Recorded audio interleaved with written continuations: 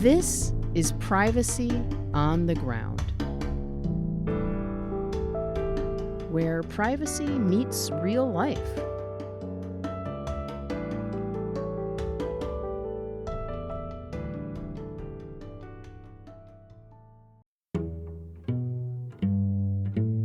People think that you only need data experts, but in this case, the medical experts or the employees that work with people directly knew more about how data behaves than that data scientist in the project. So I think it's important to listen to what they have to say about how these variables behave and affect people. Like many government agencies these days, Chile's Social and Health Insurance Agency has begun to use machine learning models to speed up and automate some processes. In particular, the Department of Social Security Superintendence in Chile, or SUSESO for short, wants to use a machine learning model to help its limited staff manage a big workload processing medical claims. The majority of those claims are made by lower-income workers, people asking the agency to pay their work wages while they're out on medical leave or to cover other expenses such as occupational mental health-related costs. As part of World Privacy Forum's ongoing AI governance-related research, I interviewed people in Chile in 2024 and early this year about how SUSESO purchased and assessed some of its machine learning models, including that medical claims model. My name is Kaye. I'm World Privacy Forum's Deputy Director. As I reminded listeners in our first episode about Chile, when many governments procure tech systems or services, there is a deliberate, regulated process involved. They usually don't just pop over to Best Buy or order a software subscription on Amazon, at least not before some important steps are taken.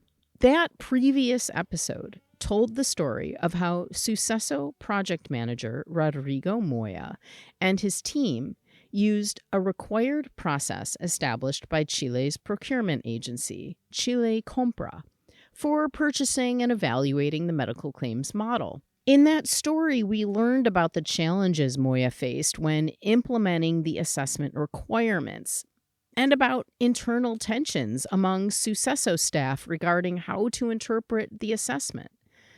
If you haven't listened to that episode, I encourage you to check it out. It will help provide important background and context for this one. As for this episode, as promised, it delves more deeply, and if this is a word, more wonkily, into the actual methods used in that model assessment process. This is where the metrics and measurements come in. To dig into all that, I spoke with one of the key people closely involved in that process. Mariana Germán is a researcher in the Ethical Algorithms Project at GobLab UAI, the public innovation laboratory at Chile's Universidad Adolfo Ibáñez's School of Government.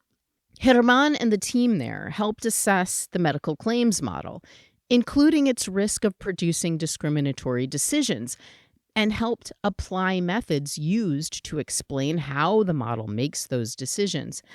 In this interview, recorded in September of 2024, Germán and I discuss lots of detail about the metrics and measurements used to assess the model, about their caveats, and about how they were applied. So let's jump into it. Here's my full interview with Mariana Germán.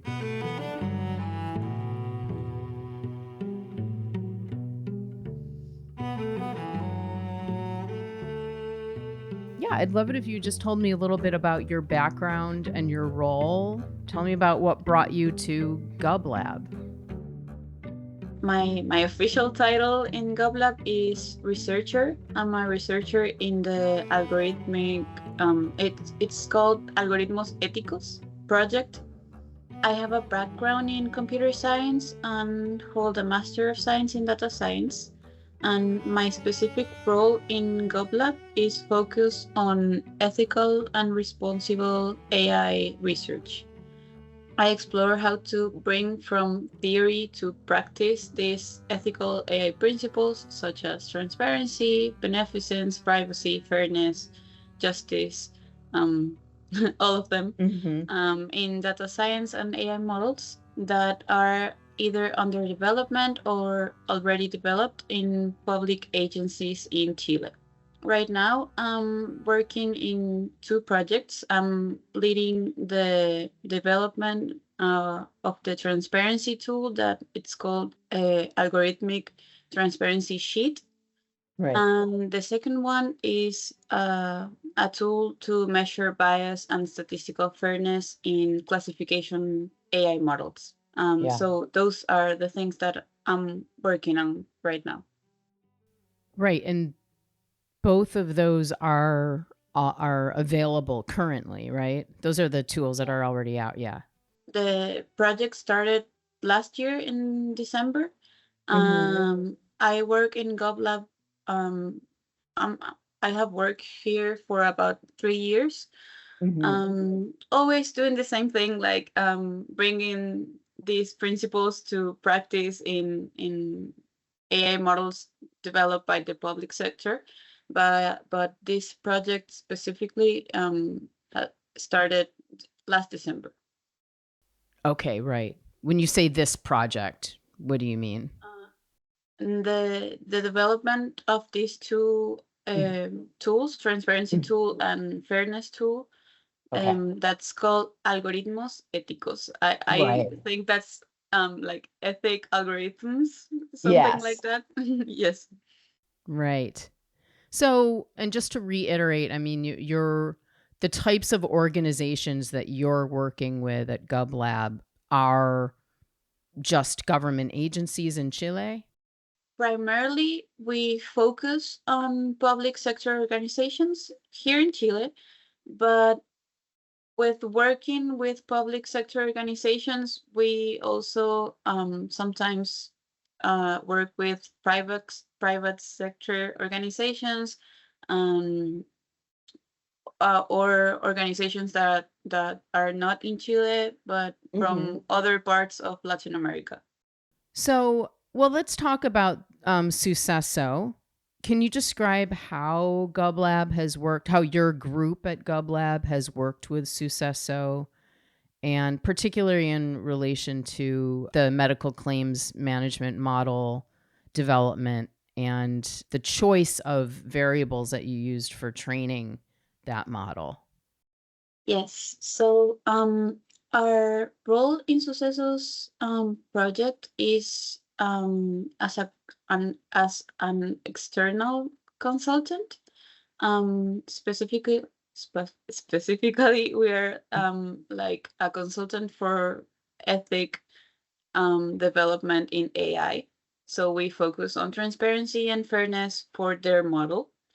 Right. The specific model that they are developing is done by a consulting firm. So not Suceso. They had like a process that used Chile Compras procurement terms and requirements, and they found a consulting firm that is developing the model. Mhm. So we work together with the consulting firm, Suceso, and ourselves in weekly meetings with the whole team of data scientists, and also stakeholders from legal, medical, user service, um, claims management, technology departments, and all the team. Elaborate on that. The stakeholders, those people were all from within SUSESO? Yeah. Mhm. Except from the firm that's developing the model. Right. So we have like data scientists from the firm and all important stakeholders from Suceso. Right. And so you were in weekly meetings. we discussed the thing that you asked about choice of training variables. Mm-hmm. So this was a topic of extensive discussion. Um, we all have different opinions of like which variables should be included or not. Um, we didn't want to focus only of variables that were important purely for mathematical predictive power in the model, but also take into consideration ethical and privacy. Um, Hmm. we excluded certain variables due to privacy considerations, being this like a very sensitive topic, like medical claims. But Right. also from our side, it was important that certain variables were included for us to be able to make this fairness assessment, because in one point there were variables that were going to be excluded because they didn't um, have like a high predictive power inside the model. So Mm-hmm. they were like not necessary. But if you exclude those variables, then you cannot measure fairness according to those variables. Right. So we argued to include these variables. Um, they were like age, nationality from doctors of the medical claim, and also from the patients that were making this medical claim.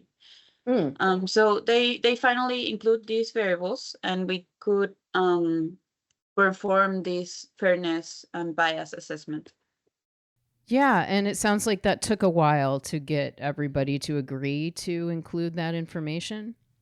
Yeah, I think that because the meetings is these meetings have a lot of people and a lot of opinions. We were not only discussing these three variables that I mentioned, but we had to discuss a lot of variables from a lot of databases that they were using.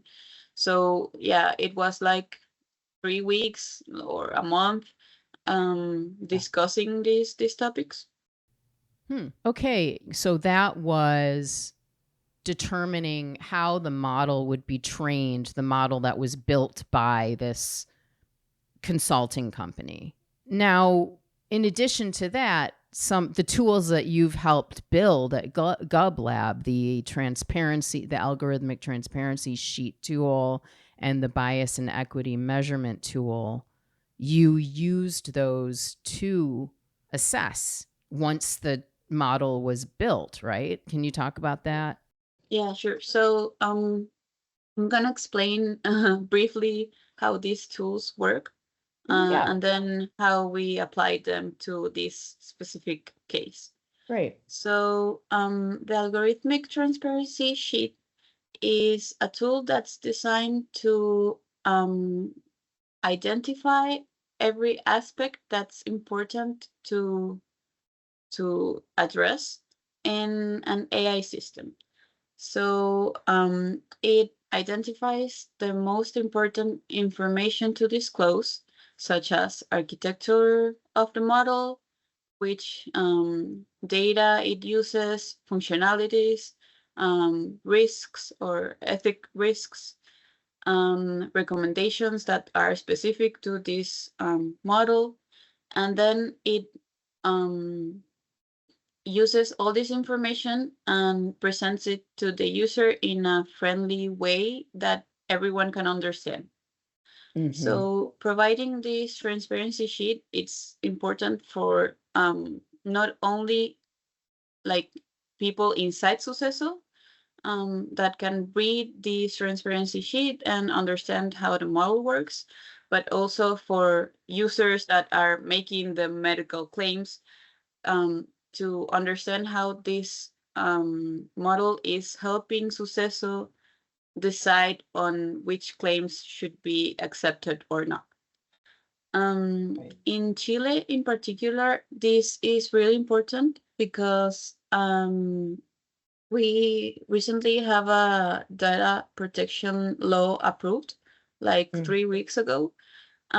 This law says that when any entity, whether it's like public agency or private company, when you use personal information, people need to know that their information is being used by an AI system. And they need to be able to understand how the system is working.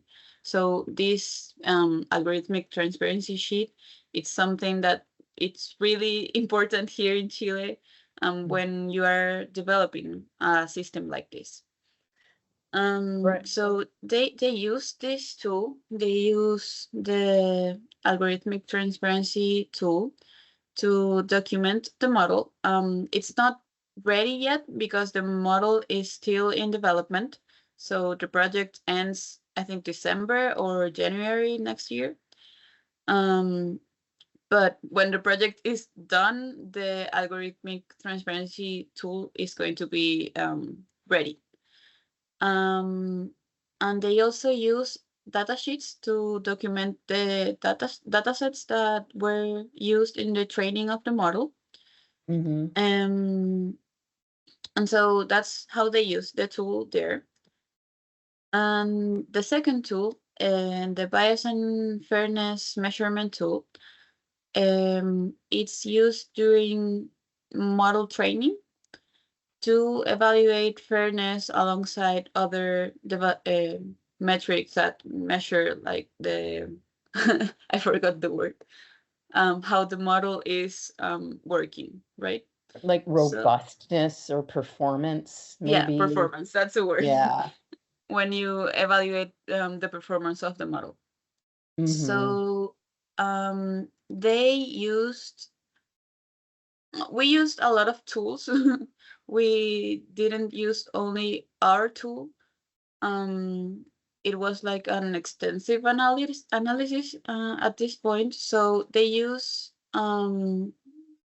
initially they use disparate impact ratio and statistical variety difference to identify biases. And then they use our tool that introduce other set of metrics. Our tool uses error metrics, so false positive rate, false negative rate, false omission rate, and false discovery rate. We use these 4 metrics that are used to measure how often the model makes errors across a certain population that that is in the dataset. So fairness in this case isn't just about selection rates, but also about error rates in the model. This is important for us because even with equal selection rates, discrimination can still occur if the error rates are disproportionate for certain groups in the population. Can we, I just want to go back a little bit before you continue. Were you working with the company to use the tools, or were they separately doing these audits using the tools themselves? Like, how did that all happen? I mean, you're talking about a lot of tools. So you have the GobLab tools that you've helped create, and then you have these other metrics that you just talked about. The tools that they initially used were the ones that were in the requirements from Chile Compra. So they knew already how to use them. And could you just remind me exactly what you're talking about, the tools that are mentioned in Chile Compra? Which ones would those have been? Those are SHAP, the metrics disparate impact, and statistical variety difference.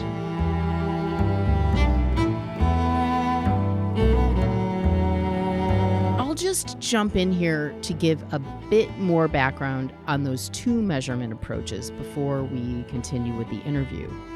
The Chile Compra template required fairness and explainability assessments, and it suggested use of specific measurement methods, including a bias measurement tool that incorporates a specific metric for gauging disparate impact.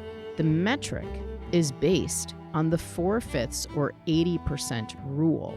That rule actually comes out of U.S. employment law. And if applied out of context in some AI model assessments, it could introduce new problems rather than helping alleviate model unfairness.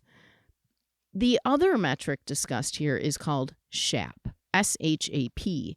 It's short for Shapley Additive Explanations.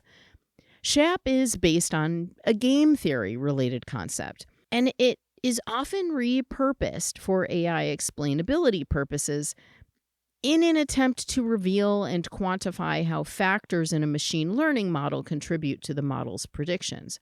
So, as I noted during my interview with Germán, both of those measurement methods have been found by scholars to introduce new problems if applied without care or in inappropriate circumstances.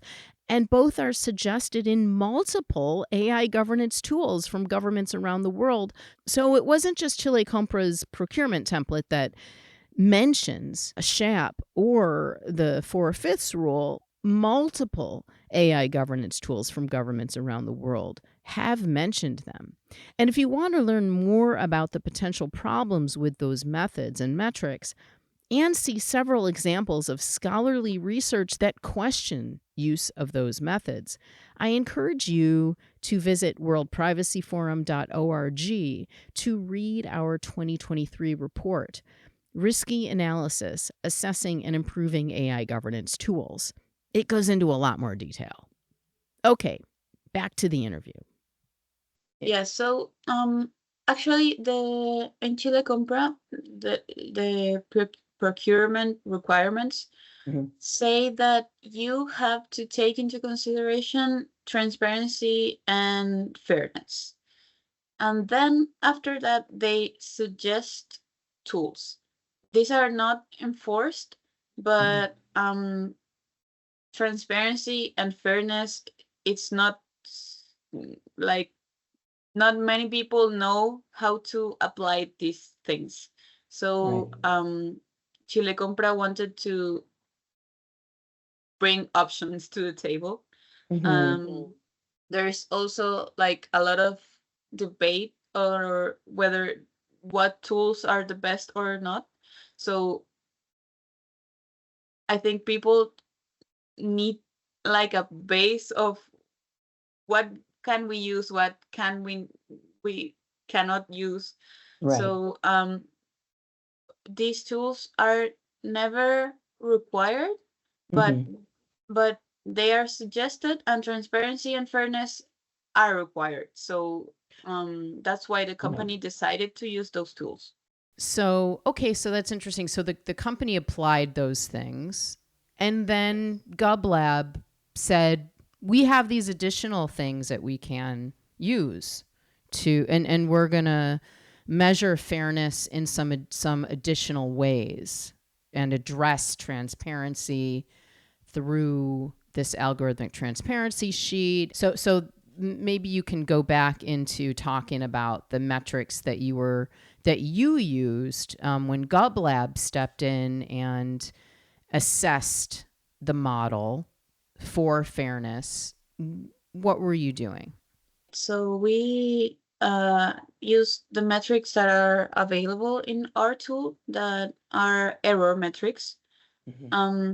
They are 4 metrics: false positive rate, false omission rate, false negative rate, and false discovery rate. What's important about these metrics, it's that not every metric it's important for every project. So the metric that you choose to use for your project needs to be aligned with the the objective of the project. So in the case of SUSESO, the people are making medical claims.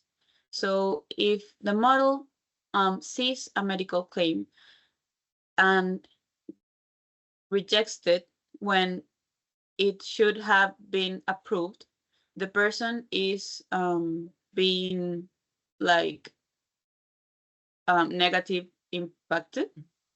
Yeah. So it's vital to minimize cases where these claims that are valid are rejected incorrectly or unfairly. So Yep. the metric for that case is false negative rate and false discovery rate. And we focus on those two metrics um, for for reducing the likelihood of rejecting claims that shouldn't be rejected. Is there anything interesting that you'd want to talk about regarding use of those? I mean, you talked about why they're important, specifically in terms of people getting a fair decision regarding their medical claims, which can really affect so much about someone's life. So it's a super important thing. Any interesting things there? Like, were there once you applied these assessment measurements and these metrics, were there any changes made to the model after that, or anything that happened as a result? I think fairness assessments are often used to identify a bias, and then people run to mitigate that bias. But in the case of Suceso, that's not what we did. Um, this model is not made to replace human decision making. So the model that they are developing is only to support human decision making. So the most important part is that people understand how the model is making a decision. So we were with the team that manages everything about medical claims. They will use the model to optimize this decision making. And what we found, the biases we found, because we found biases, Mm-hmm. were um, were looked with like a critical eye. Um, we we know that certain populations are more prone to make the model reject them. So Mm. what we enforced is that when a person that works in Suceso has to make a decision about a person that the model usually has a problem with, they look at that case with more care. Mm. So at the end, the fairness assessment served a purpose like an alert for the people that are making the decisions to have more consideration for those cases. It's interesting because it kind of takes you back to that initial stage where you were trying to figure out, or you were trying to decide what variables you could look at in training the model to begin with, and what you could assess and what you would see as a observer of how this thing works and someone who's assessing it. And then you have this, that you're looking at the model once it's developed and seeing that it does have a potentially negative impact on certain communities that are reflected in certain variables, right? Certain information about someone's demographic group or someone's age group, for example, would have an effect on how the model decides. Anything you wanted to say about the connections there? Yeah, I think that there are certain biases that were confirmed, and others that were like we were surprised that the model didn't discriminate certain people because we are so used to these populations being discriminated. For example, the model doesn't have any biases with gender or age, but the model uses a lot of it has like a variable that has high predictive power inside the model is pathology. Like why is there what's the reason the person it's sick. So one of these variables is like if the pathology is psychiatrical or not. And there were biases in that variable. So now the people in SUSESO know that they have to have more consideration with those specific cases. And I think that's a really important thing because that's a really sensitive thing. Like the type of sickness a person has is it's very sensitive information. Right. We're So talking it's about important that someone's mental yeah, health, right? yeah, Behavioral, mental health, psychiatric problems, right? right. So I think that's an important bias to find because we can't have a model that discriminates for mental health problems. Right.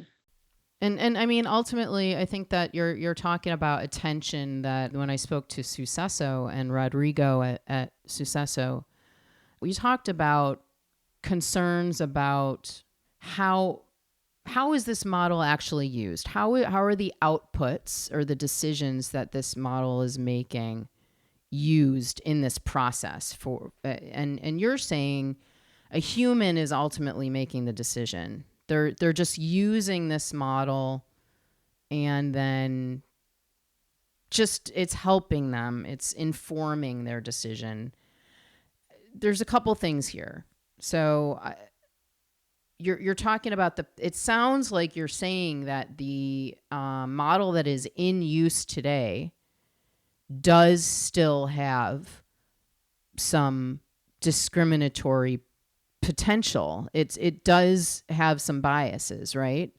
And it's not necessarily going to change. Like you're not in a process where you're trying to change the model or retrain it or anything to adjust it so it doesn't have those problems. The model is still in development, so Okay. it's not done yet. Okay. But the fairness assessment it's not meant to change how we train the model. So this problem may still continue to happen in the future. I think what's important is that they identify this bias and make a decision on how to manage these cases. They are currently retraining the model with new data and making adjustments, but I don't think that that changing this bias it's like a goal of SUSESO or the company. Not because not because something bad, just because I think that when they adjust parameters in the model to make this process more fair, they probably are like how do I say like not accurately representing the real situation.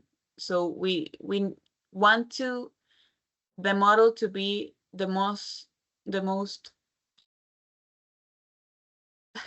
helpful for people in SUSESO to know how to manage these claims. And if the model doesn't represent what the reality is, it wouldn't be helpful for people in SUSESO. I think that they will always know that these cases are sensitive. So I think the final decision is going to be that the cases that are about mental health are not going to be inside the model at all, because the model doesn't decide well with those cases. Oh, interesting. So they might not even apply, they might not even use this model in relation to mental health or psychiatric pathology related claims.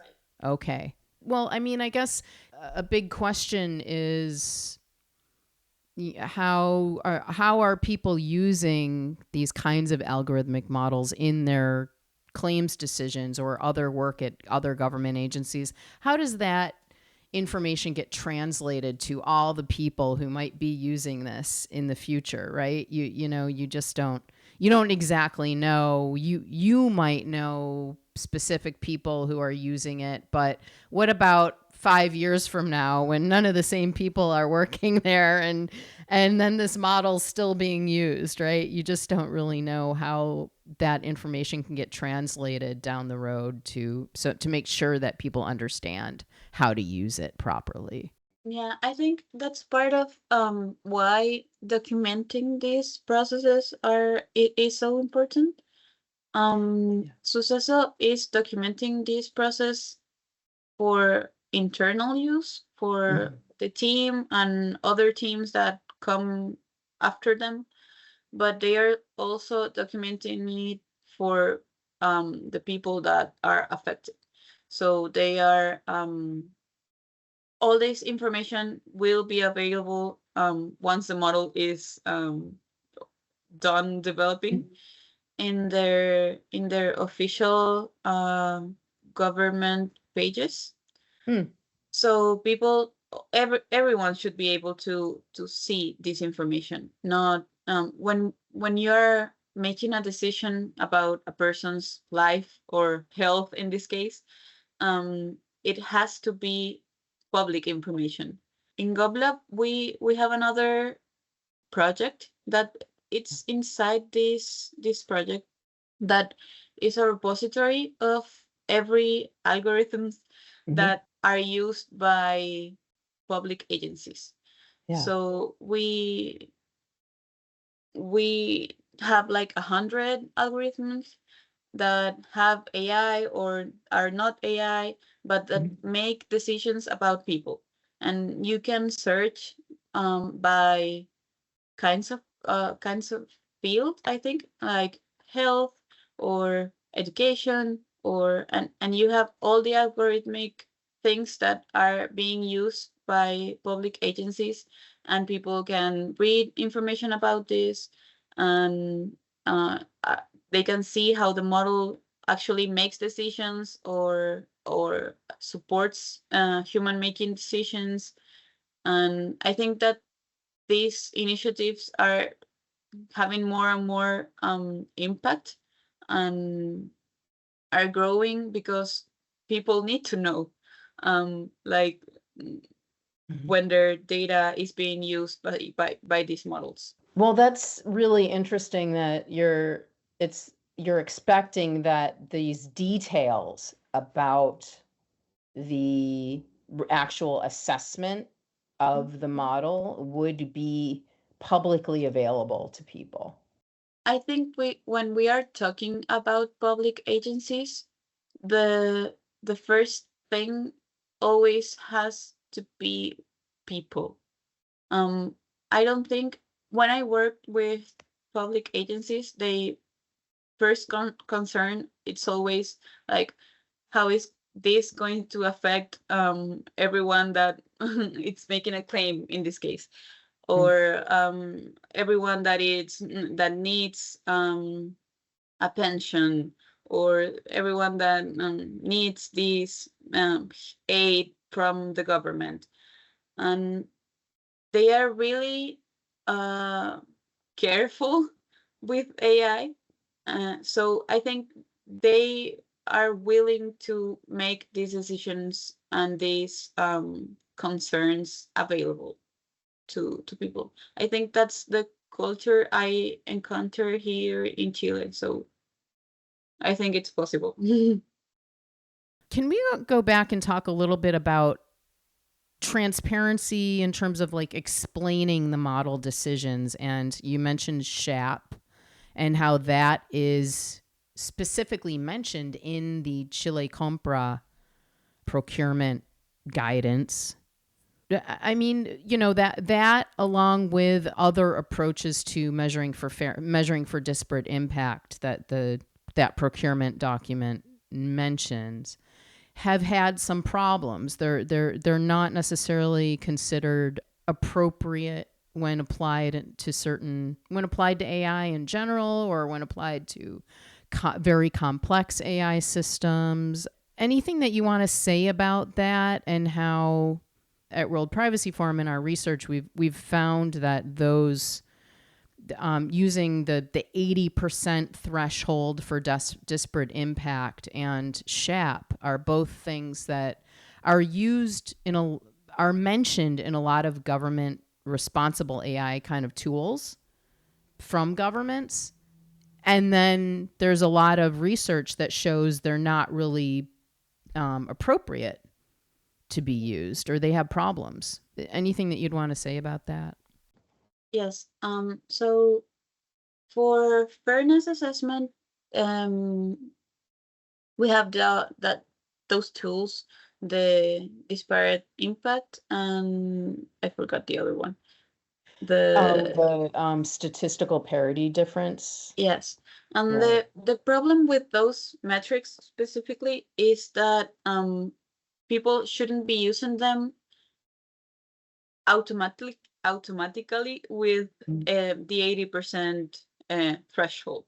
Yeah. So what we found in SUSESO is that it is more useful to use those metrics and see the results rather than use that threshold and see it if it passes or not passes the threshold. Right.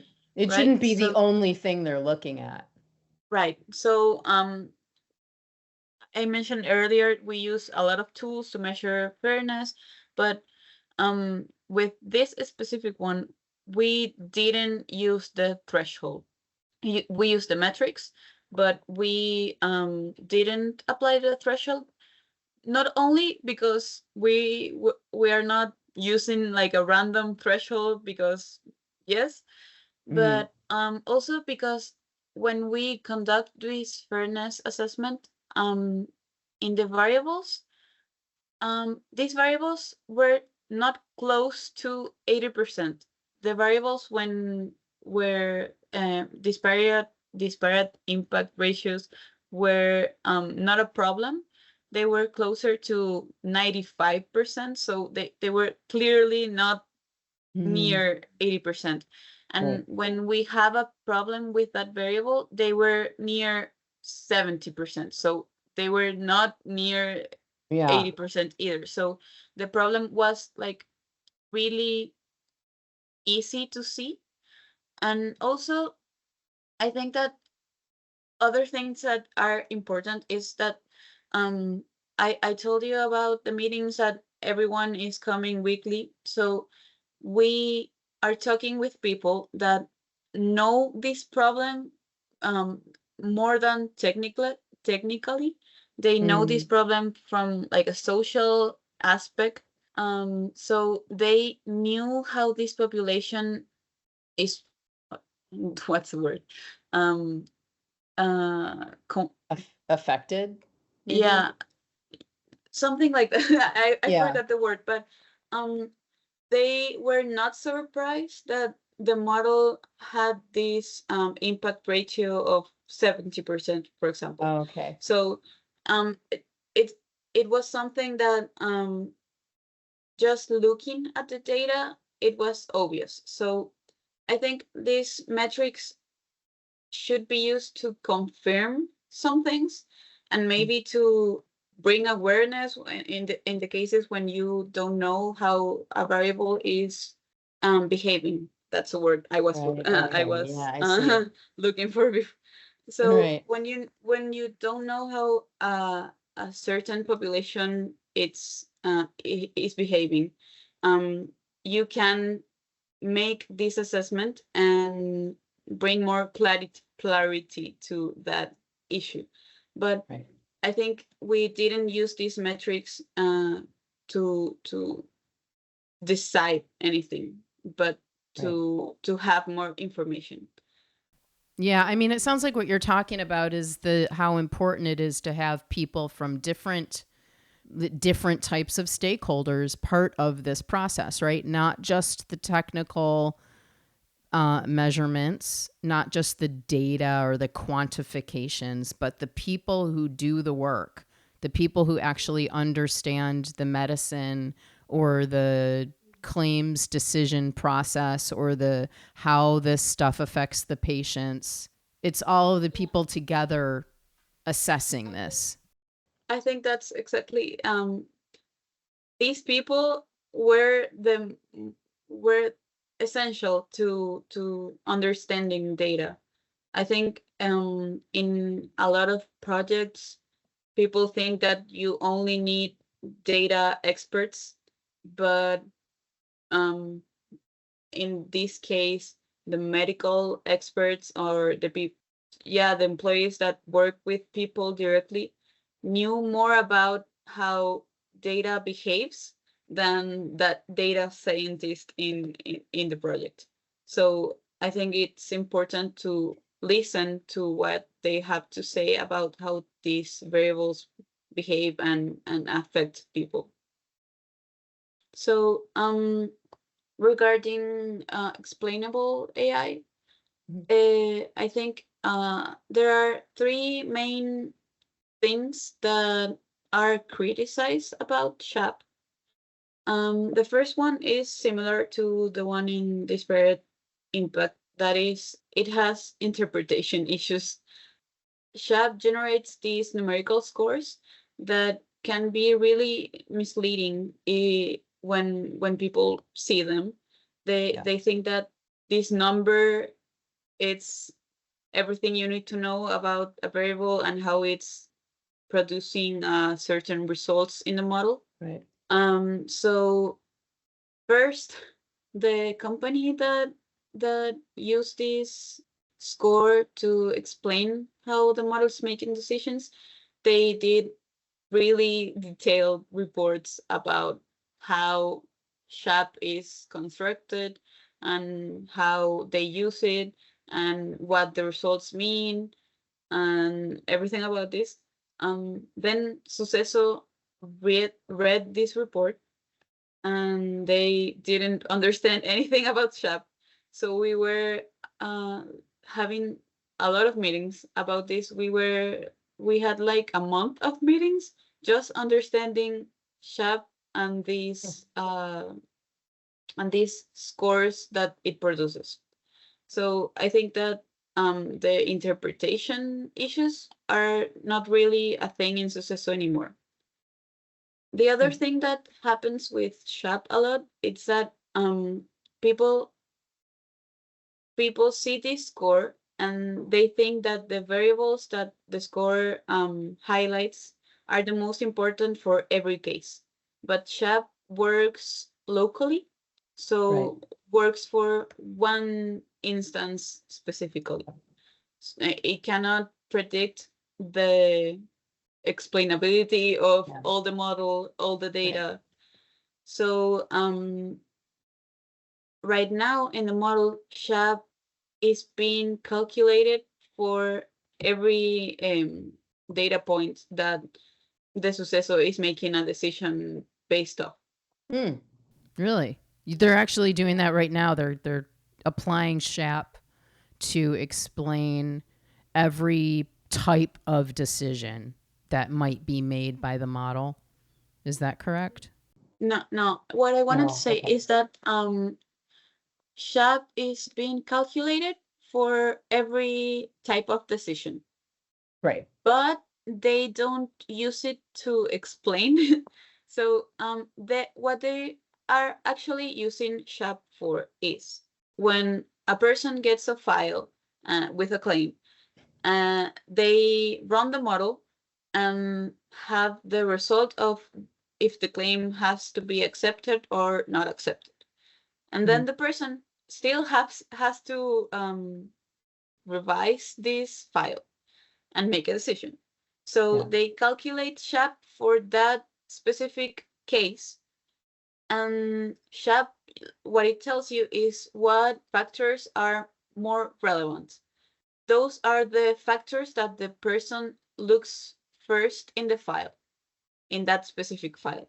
So if a person can make a decision with only those factors, the decision is done faster. Yeah. But is if the decision is not done with only those factors, the person still has to revise the entire file.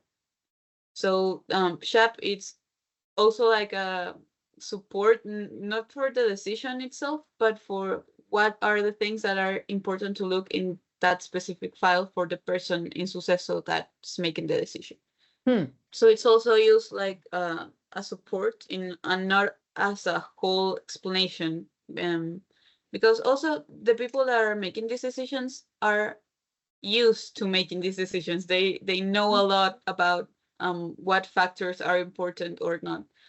Factors like an additional aid and saying which factors are important. I don't think SHAP should be used in any case for bringing a whole explanation about cases, because there's some things that only the people who are reading the entire file can say about a case, and that maybe SHAP doesn't consider. Yeah. Do you get a sense that the people who are, this is kind of a test period, people are using the model's outputs or decisions just in a testing phase right now, correct? Because the model's still in development. Yeah. So these people who are using the model, do you get a sense that they find it helpful or at all? I mean, because they're still really working on this. They're still assessing the information in the file. They're still doing the job that it sounds like they're really still doing a good amount of the job that they would have already done. So do you think that this model is helping them or will help them? Yeah, I think that there are cases that can be resolved more quickly because they're the simple cases, the routinary cases. Right. And the model helps them identify which are those cases. So they can go faster through resolving those cases. And then the model helps them identify also which are the more complex cases. And then they use the person that's actually making the work can focus on resolving and studying complex cases with more care. So I think the model's useful in that way.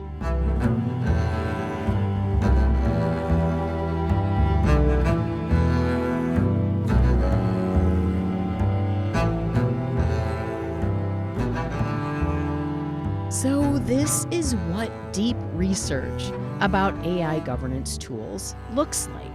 It's not just evaluating the words on a page of a policy, and not just evaluating the technical aspects of the tools used to put the policy into practice, but sometimes actually talking to people using those tools. And when possible, talking to people affected by the implementation of the policy and use of those tools.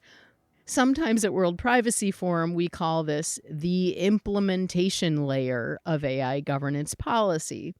Kind of wonky, I know. This talk I had with Mariana Germán is an example of our ongoing work researching and analyzing AI governance tools and how they're used in real-world situations. I'd like to thank her for taking the time to discuss these important issues in such great detail.